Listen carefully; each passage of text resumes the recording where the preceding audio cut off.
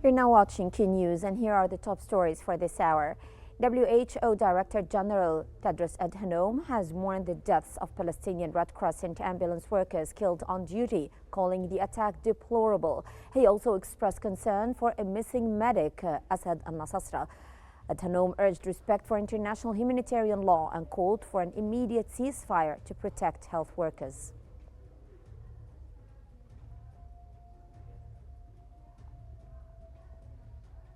The Israeli occupation military has confirmed that it attacked Beirut's southern suburb Dahya. The Lebanese Ministry of Health said that at least 3 people have been killed and 7 others were wounded in the Israeli attack. The bombing is the second Israeli assault on Beirut since the ceasefire with Hezbollah in November of last year. Israeli forces had previously bombed Dahya on Friday after rockets were fired at Israel earlier on the day.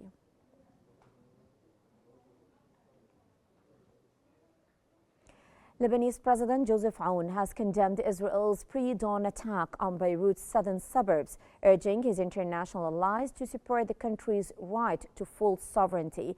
Aoun said in a statement that Israel's persistence in aggression requires more effort to engage Lebanon's allies globally in rally support for its full sovereignty.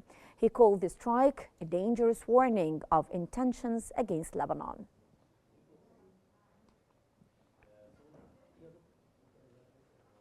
French far-right leader Marine Le Pen has said that the court's decision to bar her from office for misuse of European funds was political, adding that it ruled her out of the 2027 presidential election.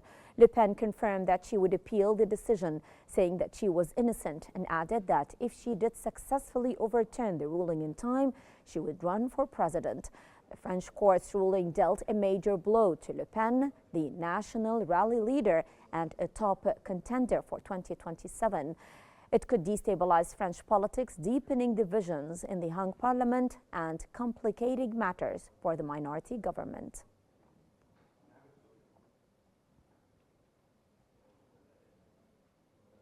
U.S. President Donald Trump has said that French far-right leader Marine Le Pen's conviction and resulting prohibition from running in the 2027 presidential election was a very big deal. Previously, one of Trump's sons, Don Jr., questioned the court decision on a post on X.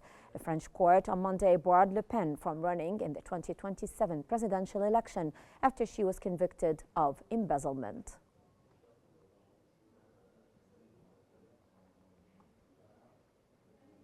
The Kremlin has said that Russia and the United States were working on unspecified ideas on a possible peace settlement in Ukraine. Kremlin spokesman Dmitry Peskov said that Putin remained open to contacts with Trump and that a call between them could be set up at short notice if necessary, though no call was scheduled for this week. Peskov also said that some American companies had shown interest in joining rare earth mineral projects in Russia, but cautioned that such discussions were still at an early stage.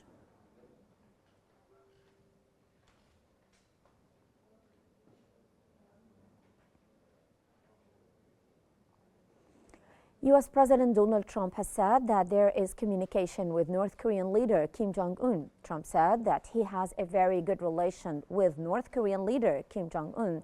He added that his administration will probably do something with respect to engagement with that nation.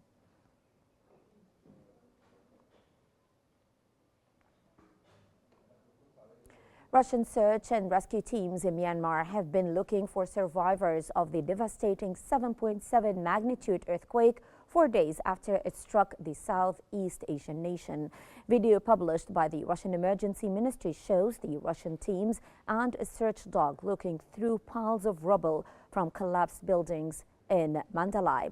China, India and Thailand are among Myanmar's neighbors that have sent relief materials and teams, along with aid and personnel from Malaysia, Singapore and Russia.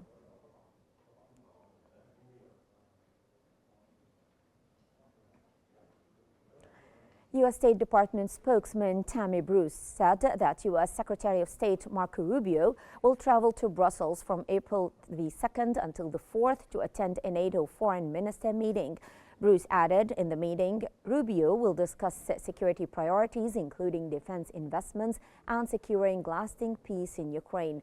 Bruce told a news briefing that Rubio would also discuss the shared threat posed by China to the European, Atlantic and Indo-Pacific alliances at a NATO session with representatives from the Indo-Pacific.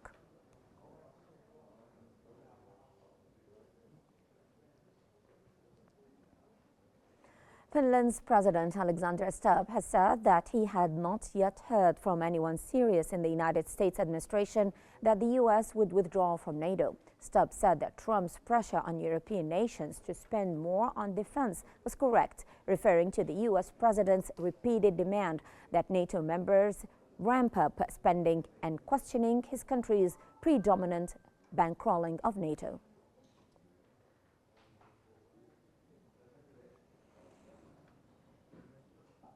Outgoing German Chancellor Olaf Scholz has cautioned against protectionism, calling it a misguided path that harms global growth. Speaking at the Hanover Trade Fair, he reaffirmed Germany's support for Canada, calling it an independent and sovereign nation.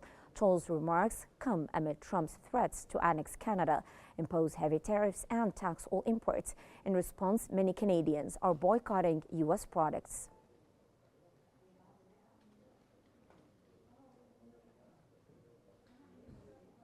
Elon Musk's SpaceX has launched a crew of 4 private astronauts led by a crypto entrepreneur on a mission to orbit Earth from pole to pole, a novel trajectory in which no humans have traveled before.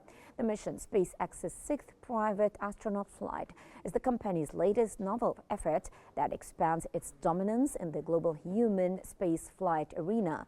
It comes as Musk's power as SpaceX CEO soars as he works as a close advisor to U.S. President Donald Trump, a role that has given him extraordinary influence for a businessman over an array of U.S. policy matters.